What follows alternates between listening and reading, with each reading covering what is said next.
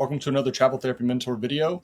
Today we're going to be doing another student loan update. It's been about 4.5 months since the last one, and we've had quite a few changes. For the basics, we're going to try to avoid going too in-depth. There's been so many changes, and there's so much going on with student loans right now that we'll try to avoid overlapping too much on what we talked about last time.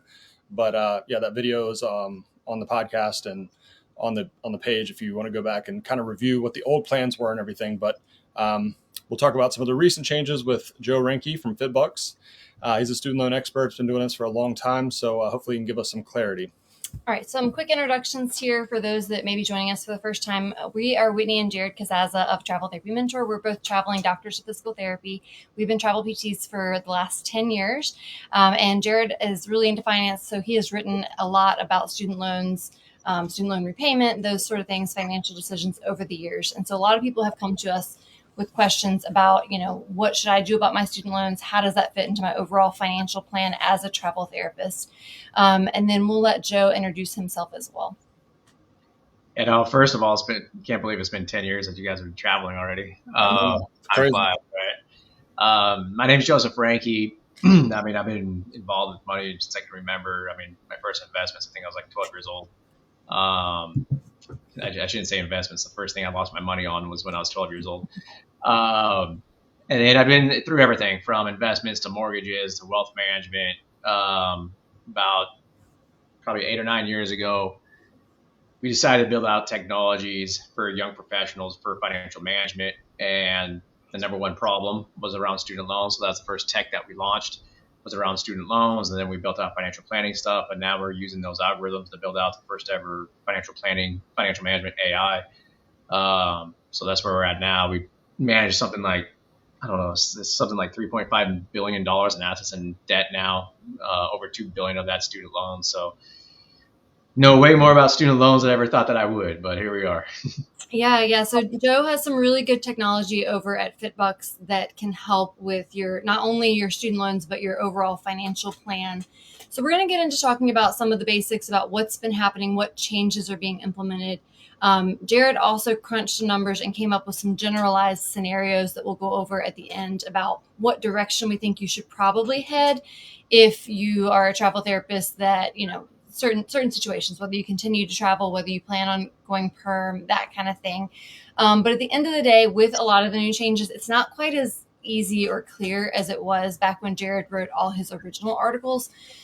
So we're definitely going to recommend that if you have questions, if you want to look at the numbers for yourself, that you reach out to Joe at FitBUX and set up an account so they can really look at your overall financial plan and determine what would be the best route for you. But with that said, we'll jump into just kind of an overview of the income-driven repayment plans. So last time we talked about, if you're new to student loans, student loan repayment, some of you may have never had a payment yet since graduation, since there's been this pause since COVID. So if you're not familiar, what we're talking about here is the income-driven repayment plans, the ones that are based on your income, determining how much you would need to pay back. Alternatively, there is the standard 10-year repayment plan, which just calculates your loan, divides it out over 10 years plus the interest, and that's how much you pay back. But a lot of us as travel therapists have been taking advantage of these income-driven repayment plans over the years, and there's going to be some big changes coming up that might affect your decision on what plan you're on. So Joe, tell us, what are the recent changes that have happened, and what's different now?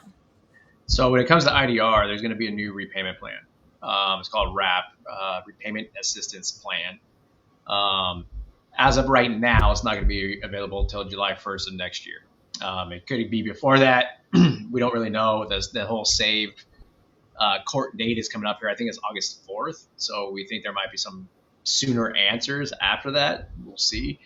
But that was the big change, is that RAP is going to be coming out.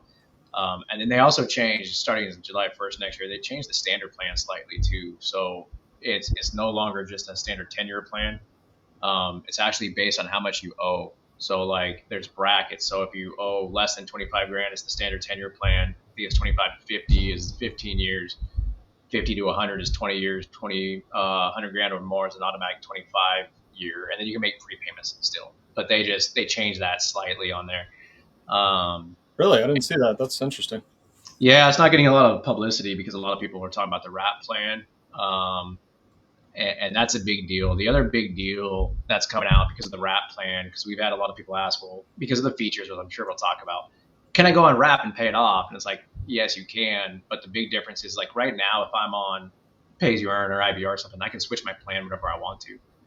One of the new rules is once you're on wrap, you can't change. You're there forever.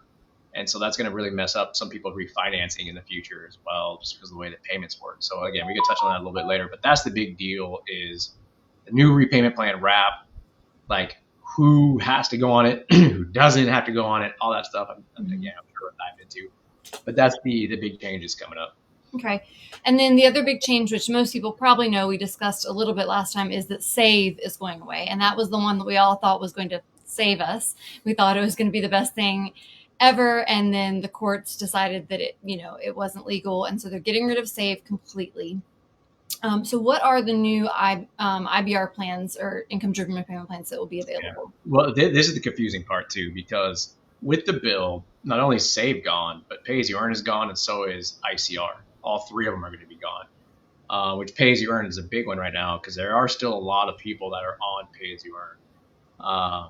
And so right now, a lot of people are saying, look, SAVE is going to start accruing interest again. The whole forbearance thing is done starting August 1st. So what do I want to go on? You can still choose to go on pay as you earn, which is the same thing for IBR for new borrowers.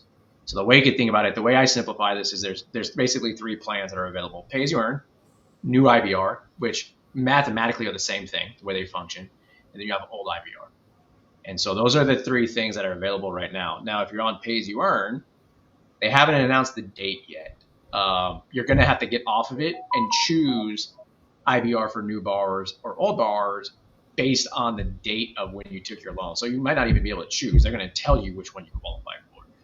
And if you miss that cutoff, you don't even have a choice. You got to go on one of the new plans that they're rolling out. That cutoff, a lot of people have been asking us, what is that cutoff?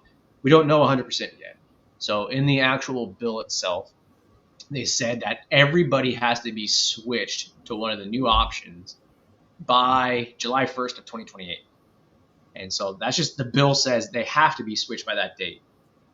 The administration can come out and say, no, that's July 1st of next year. And they're following the laws before that date. So we know it's going to be before that, not after.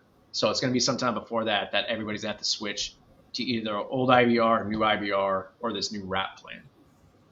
Yeah, and that so when we talk about it moving forward in the video, we're going to refer to them as old IBR and new IBR. As Joe said, we logged into our accounts, and it'll basically just only allow you the one that you're allowed to select. But what was that cutoff date for when you borrowed your loans? It's July 1st of 2014. Okay, and this is where it gets even more confusing. Is the reason why they chose that date was because that was the date for pay as you earn. Okay. And so they're trying to make new IBR have the same eligibility as pay as you earn. That was the whole concept behind that. And so the way the law reads is July 1st, 2014 on, you qualify for new IBR. If you have one outside of that date, it's old IBR, period. That's the way the law reads. But where it's confusing is because we talk to people that are on pay as you earn right now, and they did have loans prior to 2014. And so it's like, well, are they going to be able to qualify for new IBR? And nobody's been able to get that answer yet. So what we're telling everybody is make the assumption that if you had a loan prior to July 1st, 2014, you are going on old IBR. Afterwards, you're going to go on new IBR. And if you had a loan beforehand and they still put you on, great, whatever. But don't assume that that's going to happen. Yeah, and when we logged into our accounts, I was intrigued to know that they aren't using any of this terminology. It doesn't say old IBR or new IBR. It just says IBR. So the way that you know the difference is what it says is the definition, right? Yeah, it says when you go into the loan simulator, you log into your account, you put in your information, it'll tell you what you're eligible for. And under IBR, if it says 10% of your income, well, that's new IBR. And if it says 15% of your income, that's old IBR. So basically new IBR and old IBR, there's no benefit to old IBR. It's just that people with old loans can't qualify for new IBR. So it's not like it's two separate plans. It all just depends on when you took out your first loan. And that's 10% of your AGI? 10% of your discretionary income versus 15% of your is what your payment will be based on. That's the rules. Yeah, and then the last part of that too, there's one more piece that's a little that new IBR is 20 years, old IBR is 25 years. Right. So it's more expensive and it's 5 extra years, which cost a hell of a lot more money for a lot of people. So that's why everybody's like, I want to get on new IBR. It's like, we want you to be on new IBR too. And that's the goal. So yeah. One question we got, I know the answer to this. I think I know the answer, but somebody asked, like, okay, say I had an undergrad loan from 2012 and I didn't go to grad school until 2015. I'd already paid off that undergrad loan. So I didn't have loans, but then I took out new loans. Does that matter at all? And then also a similar question is, some people were asking, like, what if I consolidate my loans after 2014? So I don't have any outstanding loans from before that. Does any of that matter, or is that not matter? It does. So from the law that's out there right now, if you had an undergrad loan prior to, but you paid it off, you're fine. It's only on the new loans. Like, it's not that you had borrowed it. You had to have money outstanding still as of July 1st, 2014 to qualify you or disqualify you. Now, what's happening right now, though, is that, say, we've seen this with people. The way the law is supposed to read right now currently is if you had any loan prior to that was outstanding, you can't go on pay as you earn a new IBR. But we see people on pay as you earn all the time that have had that consolidated after that point, because that consolidated loan looks like a brand new loan to the government. And so they're putting people on pay as you earn. So like I said, I go on, and what we do oftentimes when we're on the phone with people is we say, look, this is what we think it's going to be based on the law, but let's go check studentaid.gov. And I've probably been on studentaid.gov with like 120 people in the last week being like, they're telling you qualify for that. So go on it. Like, it's their mistake if they're going to put you on that. Fantastic. And so there's what the law says, and then sometimes they follow that and sometimes they don't. And there's no clear-cut answer, and that's the confusing part. Well, I will say I took out my first loan in, like, I guess it was summer of 2013, and I'm eligible for pay as you earn. I was on repay, all that. But when I log in and do the loan simulator, I'm not eligible for new IBR. So I assume that once pay as you earn goes away, I'll only be eligible for old IBR. But I mean, I guess if you're that's the way the law reads. But I have talked to some people in Washington, and that's what they say is, like, we try to make it so anybody that's eligible for pay as you earn is eligible for new IBR. Okay. And so it's like, kind of had this mixed message, like, that's the hard cutoff date. But if you qualify for pay as you earn, you qualify for new. It's like, so which one is it going to be? We're probably not going to know until next year when they actually start rolling this stuff out and making these changes. So yeah, as of right now, Jared, I'd say, yeah, prepare to be on old IBR. But don't be shocked if you end up qualifying for new IBR. Okay. That's a little bit of hope. All right. So to kind of summarize what has happened recently, SAVE is going away. So you're going to have to choose a different plan if you were on SAVE. The new RAP plan is going to go into effect next year, but do you need to go ahead and elect a new plan now? Most of the people we know are on SAVE right now, and they don't know what to do. They don't know if they should switch plans. The people who care about this topic, Yeah. if they pay off their loans or are paying off their loans some other way, then they're not caring about this topic. But if they care about this topic, they're probably on SAVE. Absolutely. So there's been a lot of people on social media putting it out there like, this is going to start accruing interest on August 1st. You have to do something. And actually, you're not forced to do anything. So a lot of people that we know in the student loan industry that are on social media have actually had to go back on and issue apologies to people, because it's like, yeah, they're doing it for their own good of trying to sign people up for their services and bullshit. And so they've gone on and had to basically say, no, you're not forced to do anything. We didn't mean that. Okay. What's happening is August 1st. So I actually got back up. When President Biden did SAVE forbearance, he made that up. Him and his administration. There's no such thing as SAVE forbearance. It's just forbearance, right? Now, people will be like, well, what about COVID forbearance back from years ago? That was a real thing. That was actually something that Congress passed. Like, there was actually a term, COVID forbearance. SAVE forbearance, just a made-up term. And so technically, when the court did the injunction back in like February, they should have ended SAVE forbearance then. But now the Trump administration is like, no, we passed this bill. This is it. August 1st, the way you can think about it is you're just in forbearance. Okay. So what I've been telling people is how you make this decision. Let's just pretend you just graduated, okay, 6 months ago, and you had your grace period. At that point in time, you have to go on repayment. Not technically. You can also go into forbearance at that time, but you're only given 3 forbearances for 12 months long over the life of your loan. So most people want to save those for like a medical emergency or something like that. So when you come out of school and you go through those 6 months, most people say, I'm going to pick a repayment plan. So they pick the standard plans or the income driven repayment plans, and they enter repayment. Think about this as the same thing. You're about to enter repayment again. Pick a plan.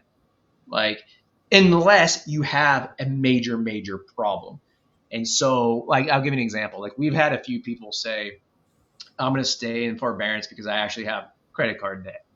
And it's at like 20%. And I'd rather focus on paying on that until I have to be put onto a plan. That's fine. That's fine. Okay.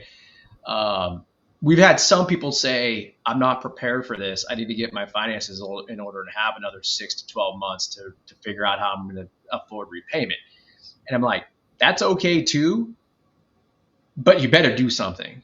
Because if you're just saying, I'm going into forbearance because I just can't afford this, and then you kick the can down the road, you better change something in the next 6 to 12 months to be able to afford it, right? And you're going to have to pay it sooner or later. And so you're not forced to make a decision by August 1st, but there's very few reasons why people should stay in forbearance anymore. Because the interest-free portion of that is gone. So you're just accruing interest at this point, and you're not getting credit for forgiveness. Like, get back into repayment. And I'd say, based on the conversations we've had in the last week and a half, we've probably talked to about 450 people, and maybe 25 of them are staying on forbearance for their situation. Everybody else is trying to get into repayment. Okay. Okay. So for most people, they probably want to go ahead and make a decision on what route they're going to go and start going into repayment. So let's go in a little more detail about what RAP is, in case that might be something that somebody wants to choose or maybe not choose. So can you tell us the details about what RAP is going to include? Yeah, and I'll go through the really good details first, because people hear the good stuff. They're like, that's awesome. Like, I want to go on that. It's like, pump the brakes a little bit. Yeah. So on these, the payment, first and foremost, is based as a percentage of AGI, but it's not a flat amount. So like the current versions that we talked about, like new IBR, it's like 10%. That's it, right? For everybody. That's not the way this works. Okay. So if you have like $10,000 to $20,000 in AGI or adjusted gross income, it's 1% of your income. Okay. If it's 20 to 30%, it's 2%. 30 to 40%, it tears up to 3%. So as you're making more, the percentage you owe increases. And then once you get to $100,000 or higher, it's at 10%, but it's capped at 10%. Okay. And so when we run numbers like lower income individuals, I would say like lower than probably about 60,000, it actually could be better off than even new IBR. Okay. Just depending on the scenario. And then what happens on these that are different, so like old IBR and stuff, they have an adjustment based on the poverty level and your household size and all that stuff. That's all gone. It's a much simpler calculation now. They say, this is what your monthly payment is based on AGI. If you have dependents, you knock off $50 for each dependent. So if they do the calculation and they say, hey, your payments are $475 a month and you have one child, it's $425 a month. Okay, so that's how they figure that. Now, there's 2 other features, and this is where people get really excited, is like on IBR, if your interest doesn't cover, or your monthly payment doesn't cover your interest. So every month on a loan, you're charged interest, okay? And let's just say my interest is $900, but my payment is $500. I'm not paying $400 of interest, therefore my loan balance grows. That's why you hear all these people, they're always like, I've been paying this amount for all these years, and I still owe all this money. It's because their payments, they're just accruing interest on their loans. That no longer happens on RAP. There is no more interest accrual. It's all subsidized every month. Okay. But on top of that, they added an extra feature that for most people, it's like 95% of people, your payments or your balance is going to be automatically reduced by $50 a month. Okay. So like if I had, going back to that example, $900 interest charge and a $500 payment, I'd pay $500. My interest would go to zero at that point, that I don't owe anything. But then my balance, even though I paid nothing towards my balance, it would automatically be reduced by $50 a month. So everybody on these plans will see their balance reduce some amount every single month. At least $50. At least $50 in most cases. There's a clause in it that, like, if your payments, because of your income, if your payments are only $20 a month, then your principal would only drop $20 a month. There's a cap based on how much your payments were. So that's, but most PTs, people that we're talking to, it's, OTs, travel nurses, all that type of stuff. Their payments are going to be high enough to get the full $50 reduction. So that's the good part. Mm-hmm. I'll see if you guys have questions on that before I go into the quote unquote, hold up a second, it's not that necessarily that great. But you guys got any questions on that part? So I will say that probably a lot of people won't agree with this, but I think that RAP is the most fair plan they've ever come up with. Absolutely. Because like it does what income-driven repayment plans were meant to do, where if you're really low income and you really have a lot of student loans, it saves you. You don't grow, your balance doesn't grow, your principal is reduced. You have to go 30 years to forgiveness, but you get forgiveness. I think if we hadn't had SAVE, that people would be a lot more excited about this new plan. But it's just like, in comparison to SAVE, it seems bad. But when you compare it to a lot of things, it's actually not that bad at all. And for like low income people, like this is a really, really good plan. It's just that most of our audience eventually is going to make decent incomes, and it's not the best plan for high income people. So, and I mean, when you think about fairness, that's how it should be.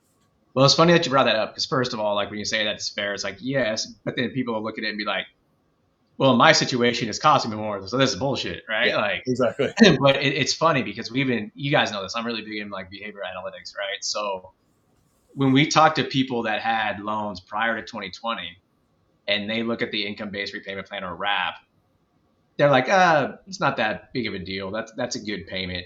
Like SAVE was a pipe dream. Like, we don't get it, whatever. This is still less than what we would have paid on the standard 10-year plan. We're good. We'll go that route. And then people that we're talking to that are just entering repayment, they're the same way because they never knew what SAVE was. But all these people that were like thinking they were going to go on SAVE, but they've never been in repayment, so that's the only thing they've seen. They are pissed. This is bullshit. Like, this is it's like, guys, like, you could go on IBR and it's still pennies on the dollar of what you owe. Yeah. Like, I don't understand the problem here, but I get it from a mental framework because you graduate and you say, oh, like that is my payment, and you think that was a real plan. It's like, no, that wasn't a real plan. That was just something they made up. You get attached to that low number, and now people really got anchored to that low payment, and I mean, it seems if you're thinking about compared to a SAVE payment, it does seem bad. But if you think about it in like terms of what is fair, who should pay the most, who shouldn't pay the most, people with high debt, low incomes, those are the ones that need the most help. Like, this really is a pretty good plan. Yeah. And when we go through the cons of it too, you guys will also see this is a part that, doesn't upset me, but I expected, is that it accomplishes everything that Congress wants, both Republican and Democrats. And I'll dive deeper into why that is if we have time, but it accomplishes what they want. And it's quote unquote a fair plan in terms of relative to what you're talking about, Jared, where it's like, if you have low income, there's help there. If you have high income, like, you're going to be paying. Like, I can deeper dive into that if we have time, but that's essentially what it does. Okay. Right, so what are the negatives? Yeah. The big negative, there's actually two. The big one is that it's 30 years long. Okay. So like old IBR is 25 years, new IBR is 20 years.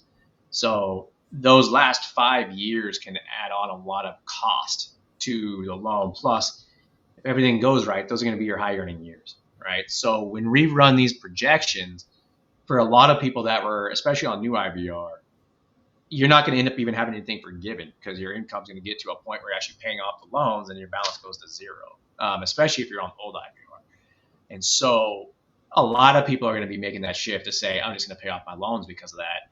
Now, if you're going on public service loan forgiveness and you're going to go on public service loan forgiveness, like RAP is going to be better than old because the monthly payment's so much lower and you're getting your loans forgiven in 10 years. Okay. So that's the big issue, is that it's 30 years long. Is it going to cost you more or whatnot?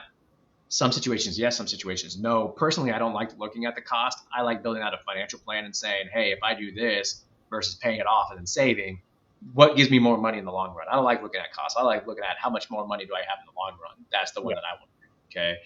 Now, the other part that's different and this is where we've had some mixed information coming out of Washington, is if you're married filing jointly versus separately. And this is going to get a little bit mathematical. I apologize, but it's an extremely important nuance to understand. On old IBR and new IBR, let's just say you're married and you file jointly. The government doesn't look at you as an individual; they look at you as a whole. So if you say, "Hey, our incomes are $150,000 combined," they would come back and say, "Your payments are $1,000 a month." Okay. Now, Jared, if you are the only one that had loans, your payment would be $1,000 a month. But if both of you had loans, they would prorate that dollar amount. So it might be like 600 of it goes to Jared and 400 of it goes to Whitney. Okay, and that's how your monthly payments would be set up. On RAP, it's not done that way anymore. If you're filing jointly, both of you are paying $1,000. Oh, Okay, really? that's the way the law is written. Are they actually going to end up doing that? We don't know yet, but that's the way it's written, and everybody in the student loan industry is interpreting it that way. So a lot more people are going to be filing separately, and it's going to, which then entails things like you got to change your retirement stuff, because like Roth IRAs, you can't do a direct Roth IRA anymore. You have to do what's called a backdoor Roth IRA. But even if you do that, you might be subject to what's called the pro rata tax law. And so you really, especially married couples that are going on these, you really got to look at this and say, how do we game plan and build a financial plan around this? Because it changes more than just your student loans. Yeah. Okay. I'll add one more negative that I was thinking about is that since it's based on AGI, not based on discretionary income, there's no benefit to like inflation over time. So right. If you think about the two plans, RAP over time, your payment's going to grow faster than your payment would on new IBR, old IBR. But thinking through the math, I mean, I can't think of a whole lot of scenarios except really low income people where you would benefit from being on RAP over new IBR. There are some situations where it might make sense to be on RAP versus old IBR because old IBR also kind of sucks. But I mean, for very low income people, RAP makes sense. For higher income, it really starts to not make sense pretty quickly because of that 30-year time to forgiveness. Correct.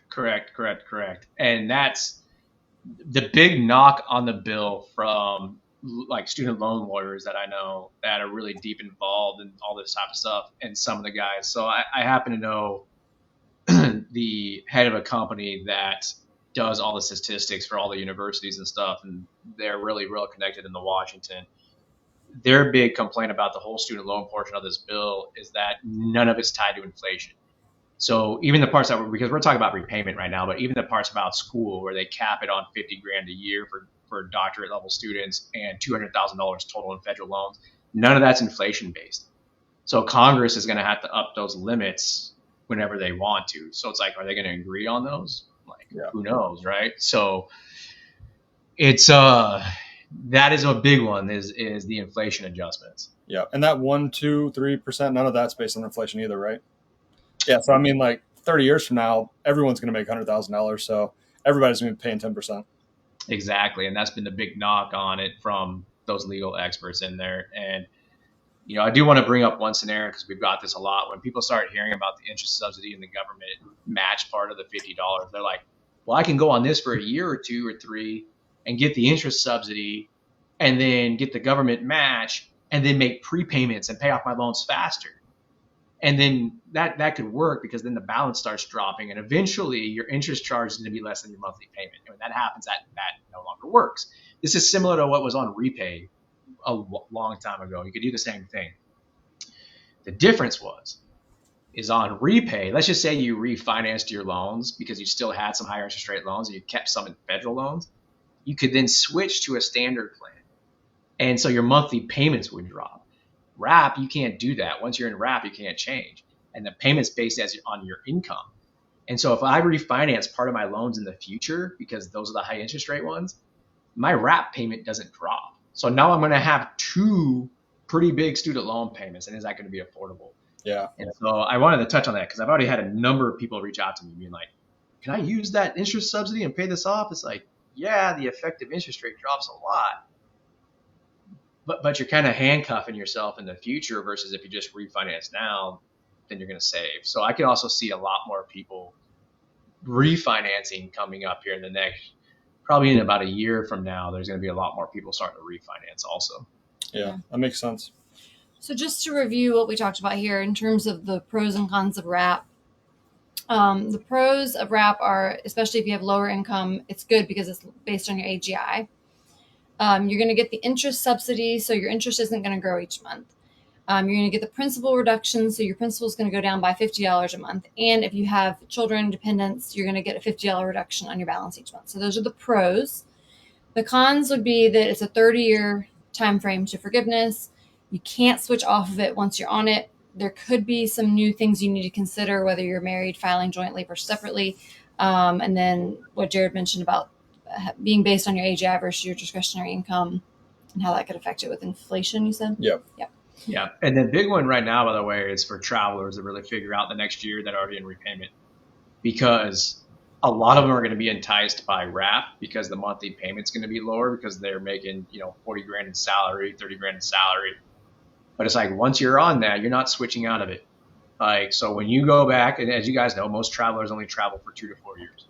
So once you go back to a full-time position, that payment's going to jump a lot, and you're not going to qualify for forgiveness in a lot of cases. So Yep. Are you really going to go for forgiveness and try to get on IBR over the next year, year and a half? Or do you want to pay off your loans aggressively, and what are you doing? So it's a major decision for travelers. Yeah. So I just wrote an article kind of going down that route where I assume that someone would just travel for 3 years, they make this low income, and then they take a perm job. They're making like $75,000. They make a 3% increase per year. And I kind of ran the numbers, and RAP really does not make that much sense in that situation. And I was actually really surprised to see that the old IBR and RAP almost converge over time in terms of payment and how much you owe over time, whereas new IBR was significantly better. So I don't see a whole lot of situations for travelers where it wouldn't make sense to go on new IBR over RAP, especially unless you're a weird person like us and you plan to travel for a long time and then you stop traveling and you just work part-time, you still make low income, then yeah, RAP can make a lot of sense. But if you're the traditional traveler that's going to take a perm job, then RAP, the payments get really high over time because your income keeps going up and your payments keep going up. There's no inflation adjustment. Yeah, and so we're in the process of putting RAP into our financial planning technology, and I was just testing it this morning and running scenarios where like people will make like 90 grand a year and they owe 180 grand, and you still barely have anything forgiven at forgiveness time, and it's like, man, so that ratio that we typically look at, like what do I owe versus my income, it's really blown out, where it's just like, yeah, this doesn't really make sense unless, like you said, Jared, you're making 30, 40 grand a year, and your profession doesn't have an opportunity for you to make 90, 100, 120. You're going to be making 30 or 40 forever, or we've had some situations where some people will be like, well, what happens if I'm married and I'm going to end up filing separately and I'm not going to be working? It's like, okay, well, the RAP could work, but IBR is still better because it's only 20 years versus 30 years. So still going on new IBR if you can. So. Yeah. All right. I do want to get into some of those scenarios in detail, but let's just kind of wrap up this part about the basics. So we went over the plans that you'll be eligible for. SAVE is going away. There'll be the new IBR, the old IBR, depending on when you borrowed. The RAP plan, but it won't be available till next year. Pretty soon you're going to need to make a decision about which one you want to switch to. You could switch to pay as you earn right now, but it's going to be going away. I do also just want to reiterate for those that might be confused about PSLF. So if you want to do PSLF, you still have to elect one of these other plans. PSLF is a subset of those plans. So I just want to clarify that for anybody that's thinking, why aren't they talking about PSLF? And for those that may be confused about the difference in PSLF and these other ones, if you go on one of these and you work for a nonprofit, you can be eligible to have your loans forgiven via PSLF after 10 years, and there will be no tax payment owed at the end. However, if you don't work for a nonprofit and you're not eligible for the PSLF subset of these, you will have to pay taxes at the end on any of these plans, whether it's old IBR, new IBR, or RAP. Yep. And that's what a lot of people refer to as the tax bomb. And actually, one of the questions we had got, for some reason, this person was under the impression that RAP would not have a tax bomb. That is not true. So let's ask just a couple questions. We probably answered all these, but we'll just reiterate. So, Well, I will say it can be true, but the reason it'd be true is because you're going to end up paying your loans off anyway and not have anything forgiven. right. So, Yeah, well, this is where people are getting that from, is that they look at the bill and it's like, it doesn't say anything about the tax. Like, therefore, like it's there's no tax. And it's like, well, you're correct, but it's not a student loan law. It's an IRS tax law that when you have a loan forgiven, there's a tax. So the only way that can be waived is if Congress writes a specific law waiving that tax for student loans. And they have not done that. So there's going to be a tax at the end of it as of right now. Okay. All right, so here's some of the questions we got. One person wanted to know, Joe, do you think there's any chance that the new student loan plans would change again via the midterm elections? If that would Not via the midterms.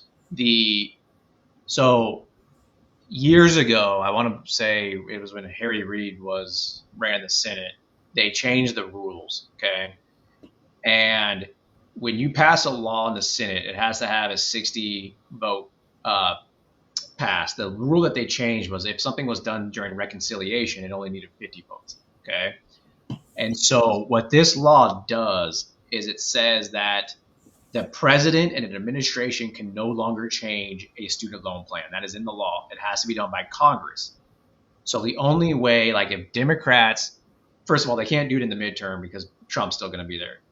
But when they do the next presidential election, if Democrats own all three branches of the government, the only way they can change it is if they either have 60 votes in the Senate, which is probably not going to happen, or they do it through reconciliation, like a bill reconciliation in the way the Republicans did it. The probability of that happening, I would say, is low. It can still happen, but I don't think it's going to, primarily because I was saying earlier, like this accomplishes everything that both parties want. At the end of the day, the Republicans want people to pay off their loans, right? So this obviously higher income people are going to be paying off their loans. And even if you're lower income over 30 years, you're going to be paying a lot towards your loans, okay? But if you're higher income, what Democrats want is that they want higher income, which has always been classified as graduate students and married couples.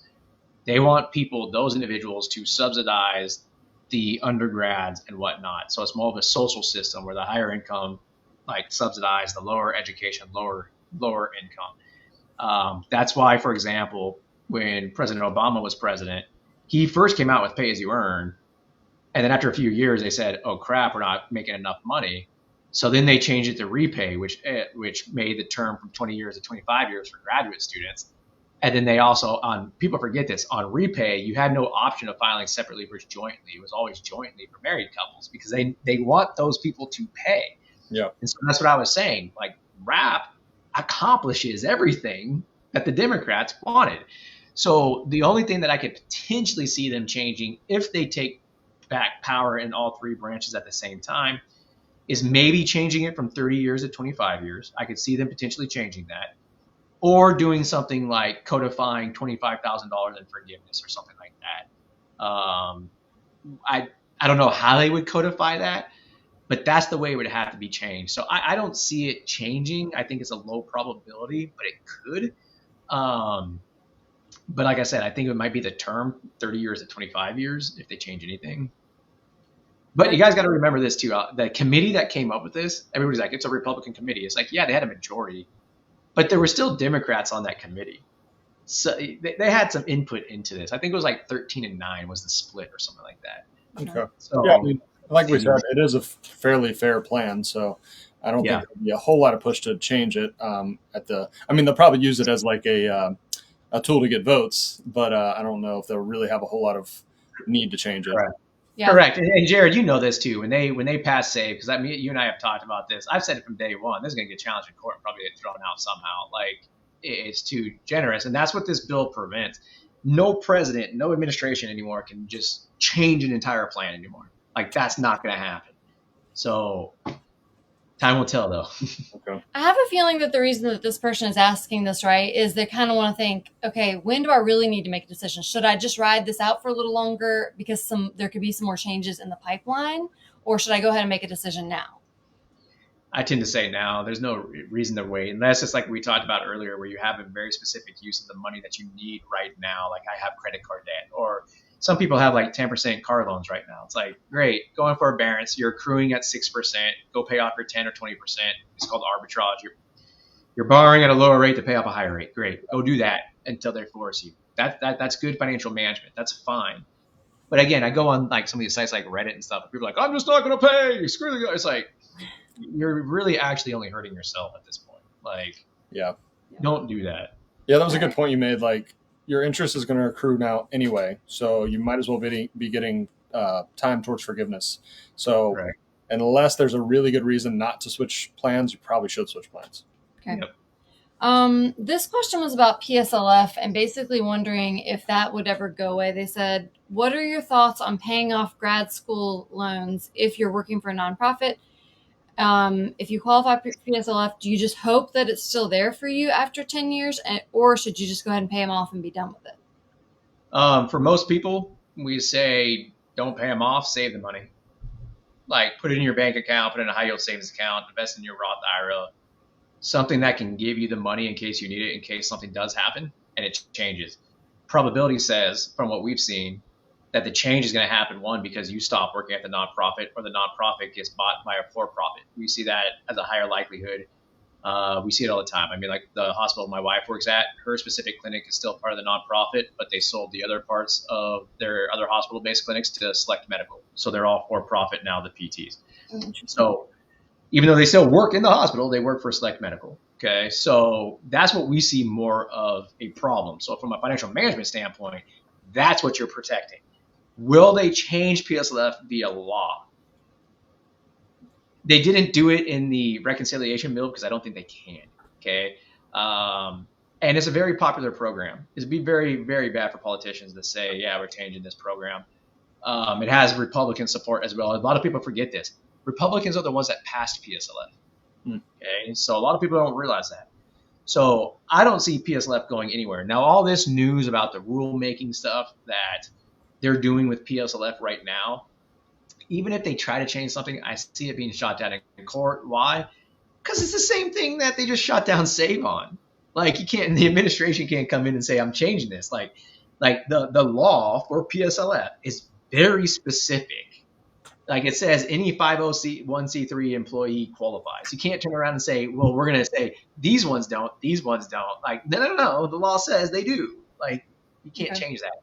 So I don't think PSLF is going anywhere anytime soon. I think it's very safe, but you still have to prepare.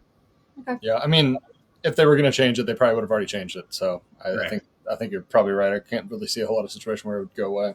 Okay, these other questions we already went over, but when does the administrative forbearance for SAFE end? You said it's August 1st. August 1st. That's like next week. Yep. And then if you're on forbearance, how soon do you need to make a decision on which plan to switch to? Would that be within like the next month? Probably? We're telling everybody ASAP. I mean, a lot of people are trying to get on calls with us to make sure they're doing the right thing. I'll tell you guys right now, we're booked out like 3 or 4 weeks. Like, that's how many people are trying to get on and figure it out. But we're telling everybody right now, like, if you sign up and you can't get a call for the next 3 or 4 weeks, just file for pay as you earn or IVR. Like, and then we'll go on and, help you figure out, are you doing the right thing or not on there? And if you're really not sure, you can stay on forbearance until if you guys want to talk to us or whoever you're making a decision on, just don't let it drag out. There's no reason to let it drag out. Like, get that decision and make it.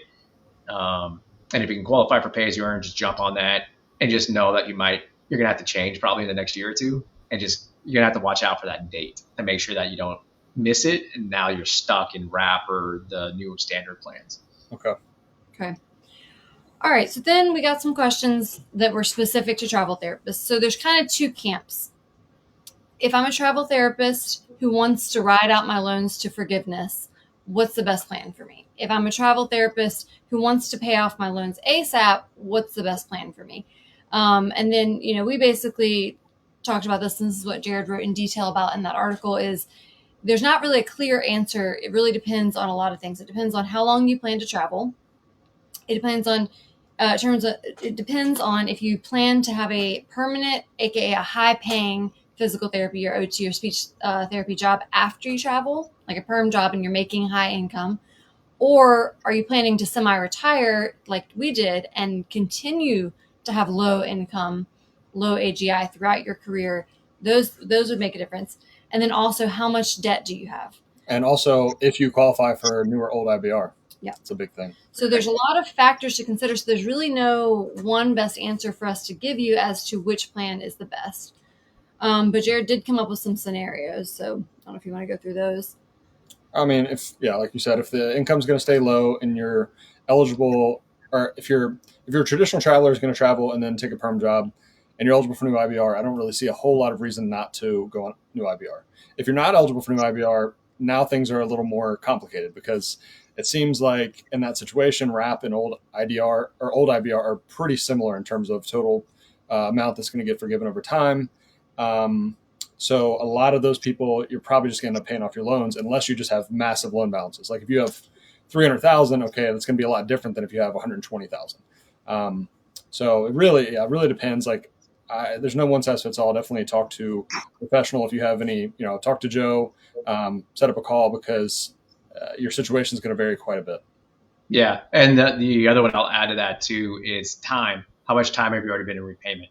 Okay. So like if you're already 15 years into repayment, old IBR, you got 10 years, you still might get something forgiven. Whereas like if you've only been out for a year, 24 years versus and 29 years on RAP, like Jared, like you were saying, you're probably gonna end up paying off both of those unless you just got like 3 or 4 or 500 grand in income or in debt and you're making like 100 grand. But like you were saying, every situation is different. We try to keep it as simple as we can. If you can get on new IBR or pay as you earn, you're doing that. Like that's the route that go. And as you were saying, Jared, if it's old IBR versus RAP, that's where you really start to do an analysis. Also, if you're out on public service loan forgiveness after you're done traveling, if you're thinking about going to work at a nonprofit, there are some scenarios where that RAP monthly payment is going to be lower than even new IBR. Yeah. But we've been telling people, you better make sure that you're staying at the nonprofit. Like if there's any doubt in your mind, you might leave the nonprofit to stay on new IBR. Yeah. Did you say that for folks, say if they were a traveler for a while and as a traveler you have a low AGI, would it make sense for some people to go on RAP while they're a traveler for 3 to 4 years to keep that low payment, and then when they get done, plan to just pay it off aggressively?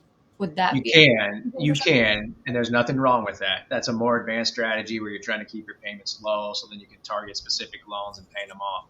The bad part is if you do that, you can't get out of RAP anymore. Mm-hmm. So most of the time when you're in a standard plan, every loan you pay off, the required payment starts dropping. RAP doesn't do that, right? So there's like a snowball effect. If you want to follow Dave Ramsey, there's a snowball effect every loan you pay off, and then you can increase how much you're paying to the next loan, and it snowballs. RAP, you just have, it's based on your income, so it never changes. Same thing if you want to refinance, like say you still have 6% loans, and now we can get 4% loans, say interest rates drop. If you refinance your 6% loans, but you still have some loans from undergrad, your federal payment still stays the same because it's based on your income. And so you can't get out of RAP at that point. So you could stay in IBR, or you could go into the extended standard plan for 25 years, and that would give you more leverage. But that's a calculation. If you guys really want to, I'll get into some nuts and bolts on that, where it really might help as a new grad that has a $0 payment for the first 12 to 24 months. Because as you guys know, if you're a new grad and you had your tax return and you can use that for the first year post-graduation, your payments are $0 a month. So your effective interest rate is basically zero. It's a 0% loan. So sometimes we can see massive savings in that situation. But a lot of the scenarios that we run in that situation, you're better off going on like IBR and making the higher payments. And then when you're done and your payment and your income changes, look at refinancing and just get out of them. Okay. Yeah. Well, I know, like what we did for this whole time was the objective was to keep our payment as low as possible. We had a $0 payment for many years because we were keeping our AGI low via investments. And so front load our investments. And so I know a lot of people that are like, how can I still use that strategy, travel for 3, 4, 5 years while focusing on putting money in my investments that's going to grow. And then they're also saving some money and planning on just paying it off after. Because a lot of people go into travel, planning to just aggressively pay it off quicker than the 10 years. So I don't know if that Yeah. might be a strategy some people still want to use. It can very well be a strategy. It's just so the repayment plans that were available when you guys did that made it very, very good to do that. Right? Yeah. Repay and the terms, 20 years, 25 years. Those 30 years on wrap, it really changes a lot of it. Yeah. And so, yes, some people are going to be able to still do that and benefit from that. A lot of people that used to be able to benefit from it, it's not going to be an option anymore. Okay. I would say most people, if you're a traveler and you go on wrap, you should plan on just paying off your loans. So you just take advantage of that time period where you have low, basically a 0% rate or maybe a 1% rate, depending on what your AGI is. But then once you get out, you're stuck there for 30 years. You're probably going to end up paying it off. So think long and hard about whether or not you actually want to pay off your loans, because if you go on wrap, you probably are, unless you're in a unique situation where your income stays low. Yeah, and that's, I'm glad you brought that up, because like, let's just say, salary is $45,000 and you have a bunch of deductions, right? So let's just say you're able to get your AGI down to 35 grand, and that's only 3% of your AGI. The effective interest rate on your loans might be like 1%, plus you get the $50 match from the government. Yeah. So it's like, you can take advantage of that. And if you travel for like 2 to 4 years, you can seriously pay off. We saw people doing that. I don't know how much you guys want to share, but I know that your original strategy was going to travel and then pay it off. And then you start doing the math. It's like, wait, I can save all this money, right? Mm-hmm. Well, like your original strategy, a lot of people are going to end up having to do that. And travelers are going to be able to repay this thing fast because of wrap. Yeah. But just know, if you decide you want to change your strategy, it's going to come back and bite you in the butt. So it's like, you got to make sure that's your strategy and that's what you're doing. So basically you would go on wrap so that you're getting your interest subsidy, you're getting the interest reduced, but you're making extra payments. You're making massive payments to pay it off within 3 to 4 years. Well, while you're traveling, you probably want to put that money in a savings account, earn some kind of interest on it, and then make a massive payment once you stop traveling, right? Especially right now, yes. Like when you guys first started traveling, for example, bank accounts were paying 0.25%, right? So it's like, yeah, made no sense. But like with the interest subsidy, your effective interest rate might be like 1% on your loans. Okay. Well, right now I could put money in the bank and make 4%. Yeah. You might as well get some extra cash in that and let it grow a little bit. So if you're traveling for 2 or 3 years, you might end up with an extra 4 or 5 grand that you can use to pay off the loans faster. Right. So, you can accumulate and do that.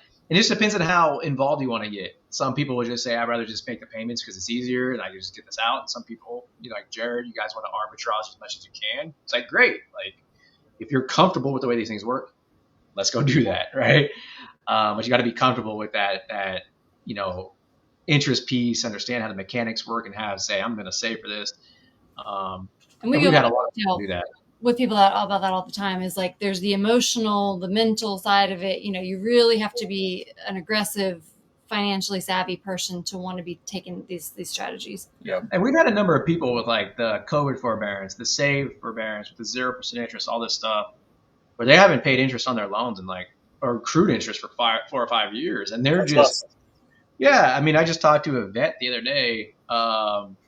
She saved $250,000 and her loans were $225,000. She's like, well, they're accruing. Any chance it's going to continue? It's like, nope. It's like, great. She just wrote the check. But she's been accruing and she saved an extra, probably $20,000 or $30,000 extra that she was, because she put it in the bank. So again, if that's your game plan, you just got to stick to it, because where it's really different now is once you're in wrap, you can't switch. Whereas before you could switch. So if you changed your mind, you could switch. Now it's like, no, that's my game plan. That's what I'm doing. Yeah, okay. That's kind of where the position we're in. We're leaning towards just paying off our loans. Like this whole time, we've had 10 years now of low or no payments. And we've had all this time to save a lot of money, so we can just pay off our loans. So we're leaning towards that, but I'm going to wait a little bit just to see if there's any chance I can get new LBR, because if we could, then I think new LBR is the way to go. If we can't, then pay them off. But you guys only have like 10 years left. And you got to run some numbers and be like, how much are we actually going to get forgiven versus what can I leave it in investments on? And exactly all that fun stuff. And you never know what crypto is going to return, right? So yeah, pretty good. All right, I think we got a couple of questions. If anybody is watching live and wants to pop any questions in the comment box, we'll answer those. But also, just to reiterate, check out Jared's article if you are a traveler who's wanting to, just look at some different scenarios that Jared wrote out, take into account some different things that he thought of that you maybe didn't think about. But all of his scenarios are very generalized, and it really depends on those factors we talked about. How much debt do you have? How long have you been repaying? What's your current income? What's your future income going to look like? So ultimately, you're going to have to do a lot of math on your own, or you can hop on a call with FitBUX, make a FitBUX account.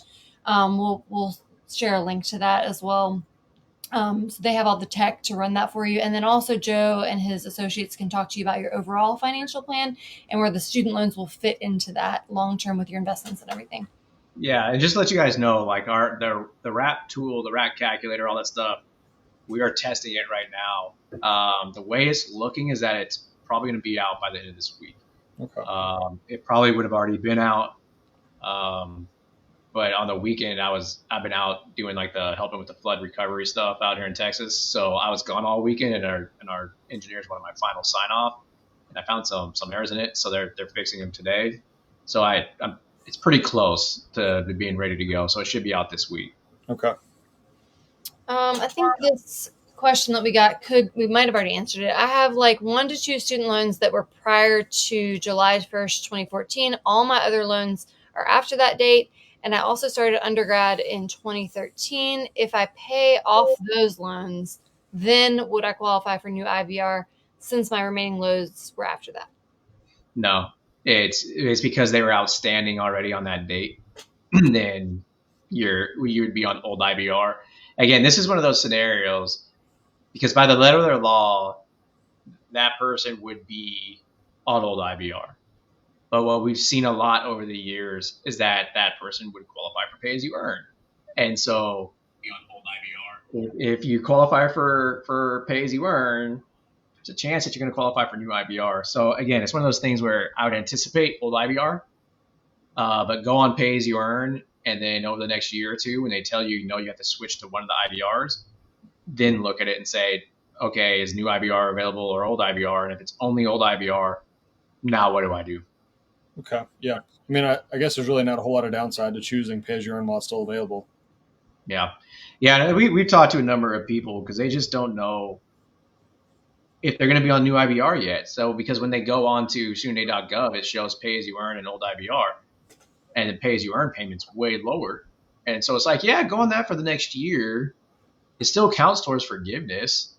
And then hopefully when you go to recertify, they do show you new IBR. But if they don't, then switch to old IBR and then say, hey, what are we doing? Should I go RAP? Should I pay this off? But go on pay as you earn for now, and we'll see what happens next year when they switch over to new IBR or old IBR. Okay. All right. Well, hopefully that helped clear it up for some folks. I know it's a very confusing topic. There's a lot to consider. I feel like we were able to give more generalized advice in the past, but it seems like now, it's a lot more nuanced. And for a lot of you folks, it may be really beneficial to talk to a professional to decide what you're going to do, especially knowing that there's no more switching around if you go on RAP. That's, going to be the plan that you're on. So you definitely want to make a good decision now. And then just to summarize, those of you that are on forbearance, having been in SAVE before, you are going to start accruing interest again as of August 1st. That's next week. So you do need to go ahead and start getting a plan together. Log into your studentaid.gov, see which plans you're eligible for. You can use the calculator they have on there to run some calculations on what your payment would be. But if you talk to Joe and the folks over at FitBUX, they can also run some calculations to see how that's going to fit into your overall financial plan, and just make a decision from there. Yep. All right. Yeah. And just remember, like the actual mathematics behind RAP, it's actually not as confusing actually when you dive into how it's calculated. The real confusing part right now is all the dates. Like, what am I going to qualify for what? How does this fit into my plan? That's the confusing part. So, once you get through that and understand that, you'll be good to go. I guess one other question I have is, say you did all the calculations and you figured out that RAP was a good option for you. What would you go on now since RAP isn't available to choose? Pay as you earn, a new IBR, and then once it's available, they said it's going to be available July 1st of next year. Okay. It might be before that. It might be a little bit after that, but they might turn around and have this court case decided August 4th and then turn around and say it's going to be July 1st and everybody has to go on to make a choice. Like, we just don't know. The reason why we think they're going to stick to the July 1st year for every timeline for everything is because the calendar year for the government student loan calendar starts July 1st. Okay. So that's why they always use that date for everything, because that's the new calendar year for student loans. Okay. All right. Well, thank you for joining us, Joe. We really appreciate your insights. And, if anybody else has any questions after the video, feel free to leave them in the comments on Facebook. We'll also put it up on the YouTube channel, so you can leave comments there. You can send us a private message or an email. And then, Joe, if you just want to let them know where they can find you and what the website's called and everything. Yeah, FitBUX.com. You sign up, build a profile.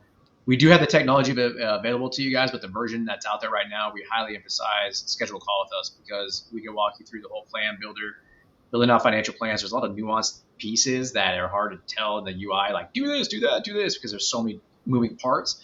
So schedule a call with us. We'll walk you through, build everything out with you, answer your questions, show you how to use the technology over time to make sure you're doing everything right.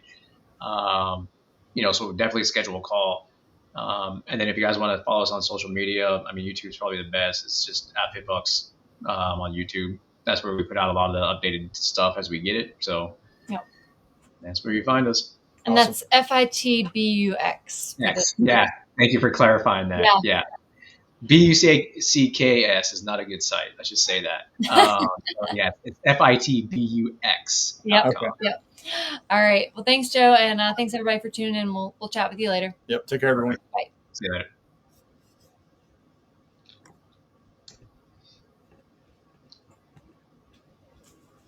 Okay.